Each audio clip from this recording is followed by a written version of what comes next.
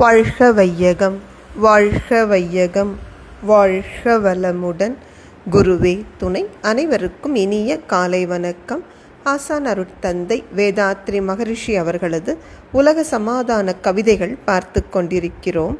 இன்று கவி எண் 9, பிறந்து விட்டதால் வாழ்ந்தே ஆக வேண்டும் என்பது தலைப்பு. வாழ வேண்டும் என்றெண்ணி மனிதனாக வந்ததில்லை, எனினும் நாம் பிறந்து விட்டோம். வாழ வேண்டும் உலகில் ஆயுள் மட்டும். வாழ்ந்தவர்கள் அனுபவத்தை தொடர்ந்து பற்றி வாழவென்ற உரிமை எல்லோர்க்கும் உண்டு. வாழ்வோர்க்குச் சாதகமாய் வாழும் மட்டும் வாழ உள்ளோர் அனைவருமே ஒன்று கூடி வகுத்திடுவோம் ஒரு திட்டம் வளமாய் வாழ. என்ன அழகாக அருட்தந்தை சொல்கிறார் பாருங்க. நம்ம யாரும் இந்த பூமியில் விரும்பி பிறக்கவில்லை. நம் அனைவருக்கும் தெரிந்த விஷயம், சென்ட்ரல் நர்வஸ் சிஸ்டம், மைய நரம்பு மண்டலம் என்று ஒன்று உண்டு. தானியங்கி நரம்பு மண்டலம், ஆட்டானமஸ் நர்வஸ் சிஸ்டம். அதே போல் யூனிவர்சல் வேவ் சிஸ்டம் என்று உண்டு. இதில் சென்ட்ரல் நர்வஸ் சிஸ்டம் என்கின்ற மைய நரம்பு மண்டலம் நம்ம பிறந்ததன் பிறகு தான் வேலை செய்யவே ஆரம்பிக்கும்.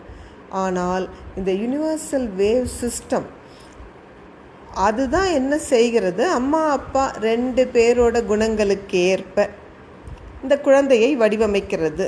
குரோமோசோம்ஸ்லேருந்து ஒரு சின்னஞ்சிறு உடலை இந்த யூனிவர்சல் வேவ் சிஸ்டத்தினுடைய அடிப்படையில் தான் ஆட்டானமஸ் நர்வஸ் சிஸ்டம் அம்மாவின் வயிற்றில் கட்டும்.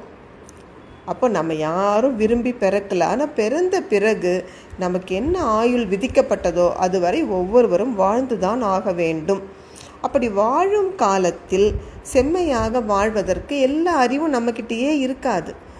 அதனால தான் பாரதி சொன்னார், வள்ளுவன் தன்னை உலகினுக்கே தந்து வான் புகழ் கொண்ட தமிழ்நாடு. தமிழகத்தில் பிறந்திருக்கலாம் வள்ளுவராகட்டும், அருட்தந்தை வேதாத்ரி மகரிஷி ஆகட்டும். ஆனால் அவர்கள் உலகம் முழுவதற்கும் சொந்தமானவர்கள்.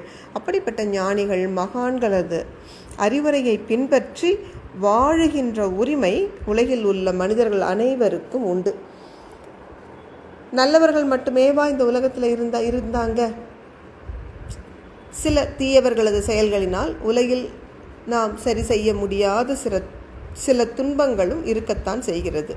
எனவே இப்பொழுது இந்த தலைமுறையில் வாழுகின்ற நாம் அனைவரும் ஒன்று கூடி நமது அறிவை பயன்படுத்தி, பெரியவர்களது வாழ்க்கை அனுபவத்தையும் பயன்படுத்தி, இனி வாழ உள்ள தலைமுறை அனைவரும் மகிழ்ச்சியாக வாழும் வண்ணம் ஒரு அற்புதமான திட்டத்தை வகுப்போம், அதை செயல்படுத்துவோம்.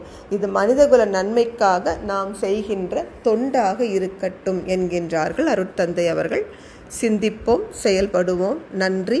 வாழ்க வளமுடன்.